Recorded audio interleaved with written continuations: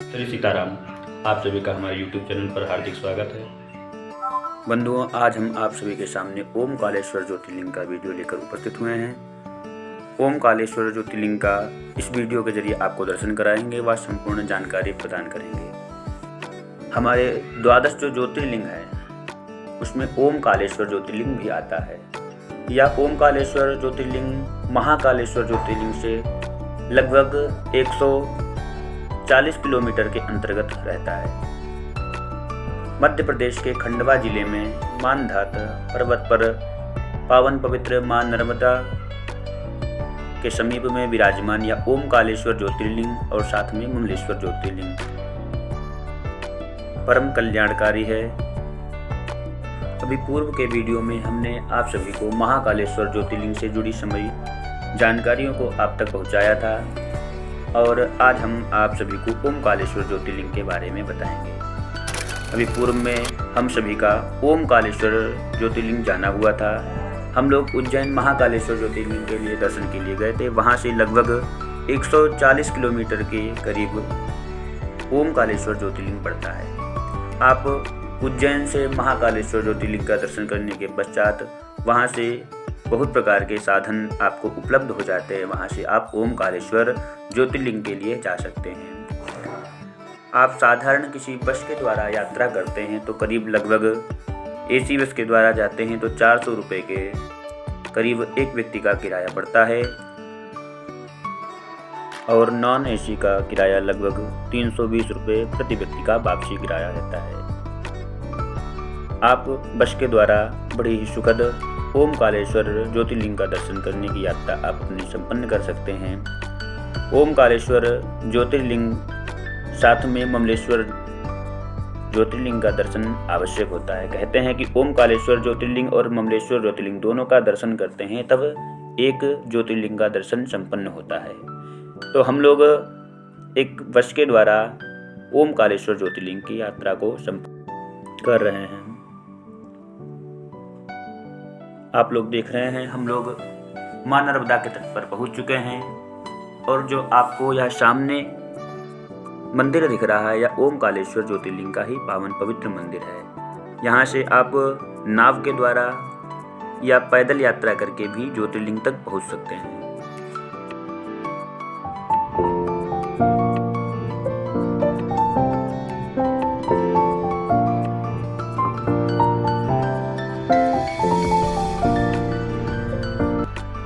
इस यात्रा में हमारे साथ लखनऊ जनपद के आचार्य पूज्य श्री कृपा शंकर शुक्ल जी महाराज व उनके सुपुत्र आचार्य सुधीर कुमार शुक्ल जी व अन्य परिवारीजन भी साथ में हैं। तो बंधुओं, आप लोग इस अगर पुल के द्वारा अगर यात्रा करते हैं, पैदल जाते हैं मंदिर तक, ज्योतिर्लिंग तक, तो आपको थोड़ा दूरी पड़ेगी और कुछ लोगों को पैदल पद यात्रा करने में दिक्कत भी हो रहती है।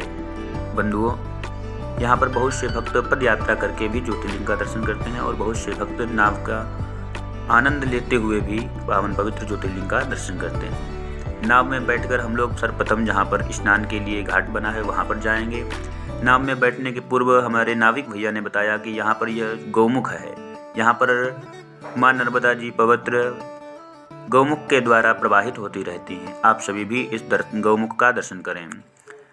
हम लोग नाव पर विराजमान होकर सर्वप्रथम जहाँ पर स्नान घाट बना है वहाँ पर जा पहुँचकर भगवती नर्मदा में स्नान करने के पश्चात अपनी यात्रा को प्रारंभ करेंगे।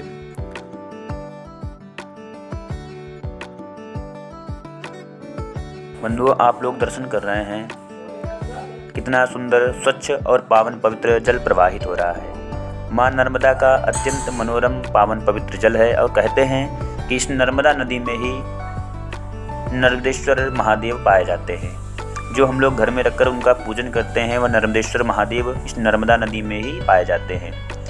तो हम लोग धीरे धीरे स्नान घाट के करीब पहुंच रहे हैं। आप लोग जो सामने देख रहे हैं यह स्नान घाट है। हम लोग यहाँ पर पहुंचकर सर्वप्रथम स्नान करेंगे, उसके पश्चात ज्योतिर्लिंग का दर्शन करेंगे।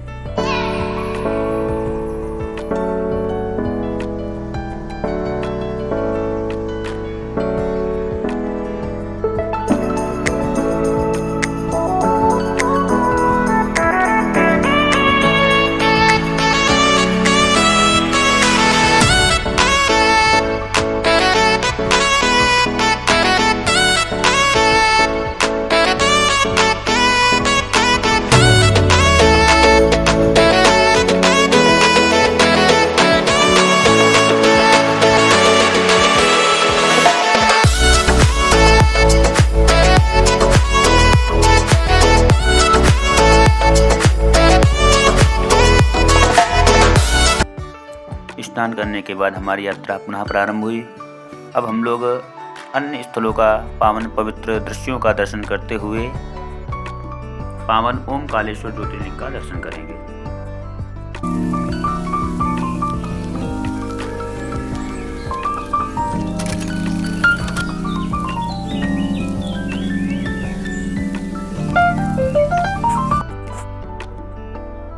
यह जो सामने आप लोगों को पुल दिख रहा है, ओवरब्रिज दिख रहा है, यह पैदल आने जाने वाले यात्रियों के लिए है।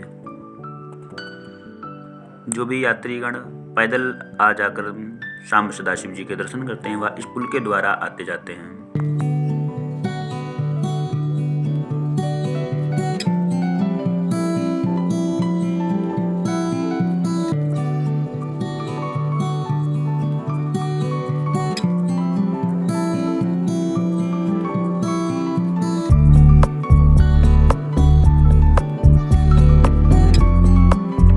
धीरे धीरे हम लोग पावन ओमकालेश्वर ज्योतिर्लिंग के समीप पहुंच रहे हैं। अब यहाँ पर हम लोग नाव से उतरकर ज्योतिर्लिंग के लिए पद यात्रा करेंगे।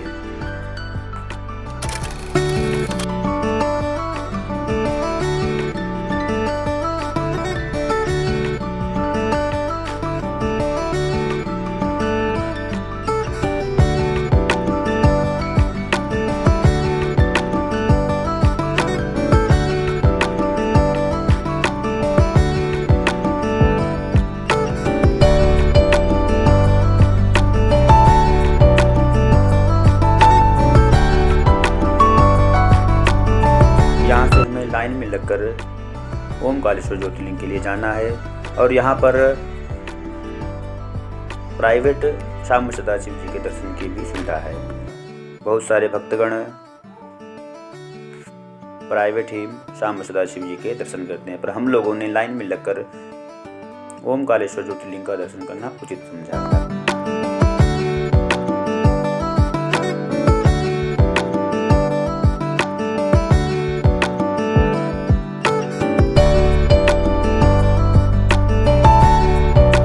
यहाँ पर भीड़ अधिक हो जाती है, जनसंख्या अधिक है, तो कुछ लोगों को लाइन में लगकर पद यात्रा करके जाने में बहुत असुविधा रहती है, कष्ट होता है। तो इसलिए लोग कुछ पैसे इत्यादि देकर शाम सदाशिव जी के सुलभ दर्शन कर लेते हैं।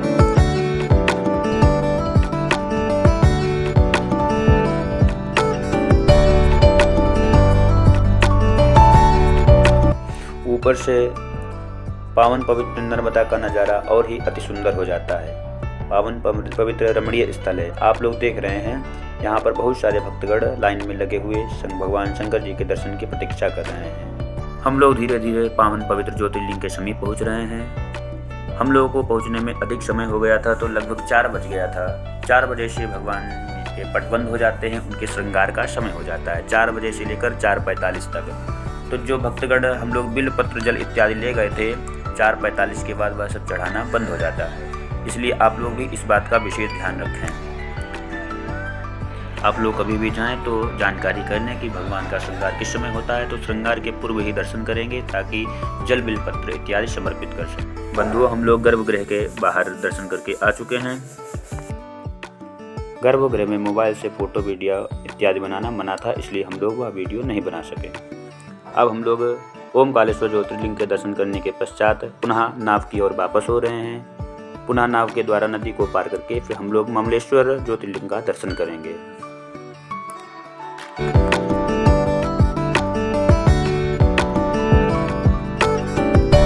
अब हम लोग धीरे धीरे ममलेश्वर ज्योतिर्लिंग की ओर बढ़ रहे हैं। अब हम लोग ओमकालेश्वर ज्योतिर्लिंग का दर्शन करने के पश्चात ममलेश्वर ज्योतिर्लिंग का दर्शन करेंगे।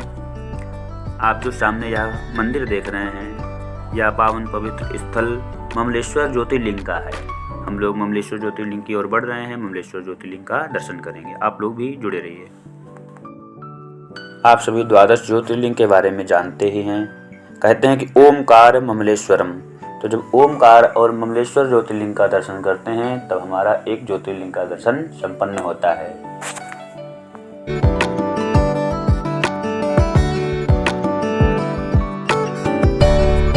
आप सबके सम्मुख यह जो गर्भगृह है यह ममलेश्वर ज्योतिर्लिंग की पावन पवित्र गर्भगृह है। अंदर मोबाइल इत्यादि चलाना मना है, इसलिए हम लोग दर्शन करके पुनः आप सभी से मिलते हैं। बंधुओं, ओमकारेश्वर ज्योतिर्लिंग का दर्शन आज का यह हमारा संपन्न हुआ। आप सभी लोग ऐसे ही वीडियो देखने के लिए हमारे साथ जुड़े रहें, चैनल को सब्सक्राइब करें। जय श्री सीताराम, हर हर महादेव।